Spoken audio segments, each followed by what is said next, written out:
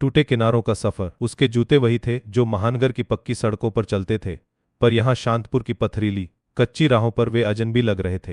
हर कदम जैसे किसी पुरानी कहानी के पन्नों पर पड़ रहा था, जिन्हें उसने बहुत पहले बंद कर दिया था। सामने पुश्तैनी हवेली थी।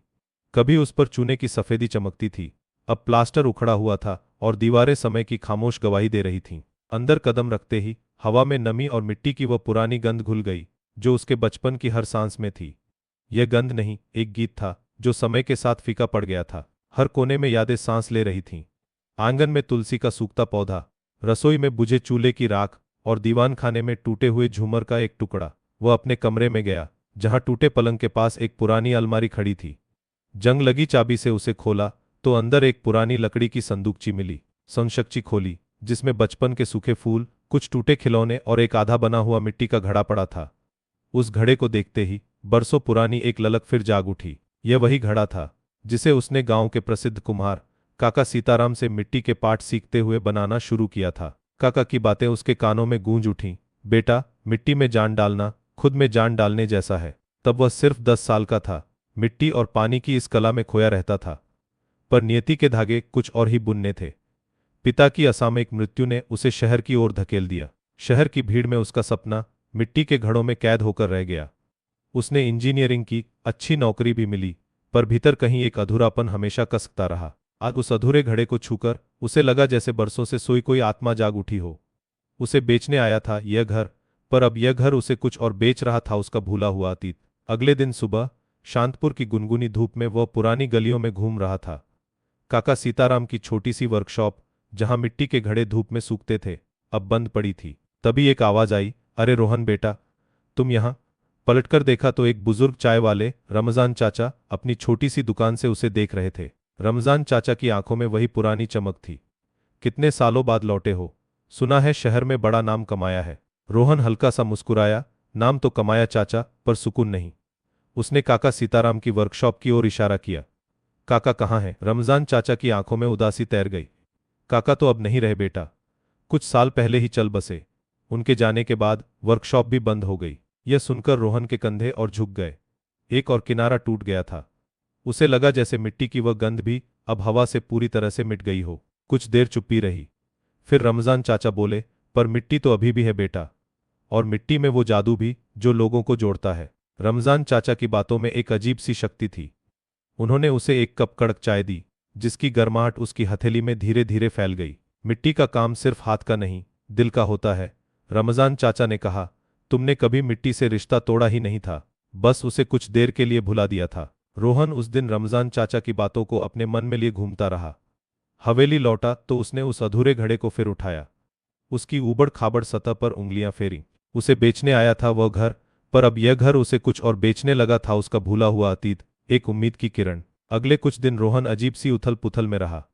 महानगर की आपाधापी उसकी रगों में थी, पर शांतपुर की शांति उसे भीतर से खींच रही थी। एक दिन उसने फैसला किया, हवेली को बेचने की बजाय वह काका सीताराम की वर्कशॉप को खरीदने और उसे फिर से जीवित करने की कोशिश करेगा। यह आसान नहीं था। पैसे की दिक्कतें थीं, समाज का दबाव था, और सबसे बढ़कर वर्षों की निराशा का बोझ उसके मन पर था। पहले दिन जब उसने वर्कशॉप खोली तो धूल और मकड़ी के जालों से भरी जगह देख उसका मन बैठ गया। मिट्टी का चाक, पॉटर्स व्हील जंग खा चुका था, पर उसने हार नहीं मानी। अगले कुछ हफ्तों तक वह दिन रात वर्कशॉप की सफाई और मरम्मत में लगा रहा। हाथों में छाले पड़े, पर चेहरे पर एक अजीब सी चमक आ गई थी। रमजान चाचा कभी कभी उसे चाय देने आते और खामोशी से उसे देखते रहते। उनकी आंखों में अब एक उम्मीद की चमक थी जो रोहन को और बल देती थी। एक दिन रोहन ने चाक पर मिट्टी रखी। वर्षों बाद जब उसके हाथों ने गीली मिट्टी को छुआ तो एक सिहरन सी दौड़ गई। हाथ कांपे, आकार बिगड़ा। निराशा हुई, पर उसने रमजान चाचा की बात याद की। मिट्टी का काम सिर्फ हाथ का नहीं, दिल का होता है। वह फिर लगा रहा। दिन बीते, रातें बीती। उसके हाथों में फिर से मिट्टी का जादू उतरने लगा। शुरुआत में टूटे फूटे बेढंगे आकार बने, पर हर बार वह कुछ नया सीखता। उसके भीतर का कलाकार जाग उठा था। वह सिर्फ मिट्टी के घड़े नहीं बना रहा था, बल्कि अपने टूटे हुए किनारों को जोड़ रहा था। एक शाम जब सूरज ढल रहा था, उसने एक अद्भुत घड़ा बनाया। वह पूर्ण नहीं था, पर उसमें उसकी वर्षों की पीड़ा, उसकी लगन और उसकी उम्मीद की कहानी थी। उसने उसे अपने हाथों में उठाया, उसकी ठंडी चिकनी सतह को महसूस किया।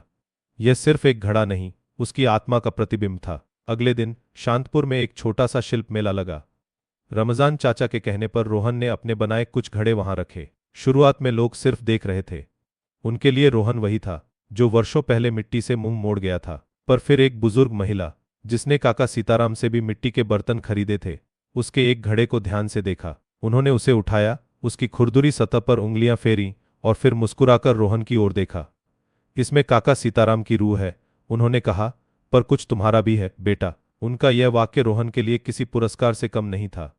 एक एक करके और लोग आए, उन्होंने उसके काम को सराहा। कुछ घड़े बिके भी। यह सिर्फ पैसों की बात नहीं थी, यह स्वीकृति थी, वर्षों के बाद उसके सच्चे में की। शाम को जब मेला खत्म हुआ, रोहन वर्कशॉप लौटा। थका हुआ था पर मन शांत था।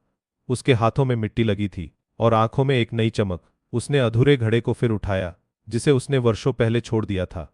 आज वह उसे पूरा करने वाला था। वह अब टूटे हुए किनारों का सफर नहीं था, बल्कि जुड़े हुए किनारों की कहानी थी। चाक घुमा, मिट्टी ने आकार लिया। रात भर वह काम करता रहा। सुबह होते होते वह घड़ा पूरा हो चुका था। यह घड़ा उसकी जिंदगी की तरह था, कहीं थोड़ा कच्चा, कहीं थोड़ा पक्का, पर अपनी हर खामी के साथ संपूर्ण और सुंदर। उसने उसे हवेली के आंगन में रखा, जहां कभी तुलसी का पौधा सूख गया था। अब वहां यह घड़ा था, उम्मीद और कला का प्रतीक। रोहन ने घर को नहीं बेचा, उसने उसे फिर से बनाना शुरू किया, अपनी वर्कशॉप को भी। मिट्टी के साथ उसका सफर जारी था, एक ऐसा सफर जहां किनारों के टूटने से डर नहीं लगता था, क्योंकि उसे पता था कि हर टूटे हुए किनारे को फिर से जोड़ा जा सकता है, एक नए मजबूत आकार में। आपको यह कहानी कैसी लगी, हमें कमेंट्स में बताएं और चैनल को सब्सक्राइब करना न भूलें।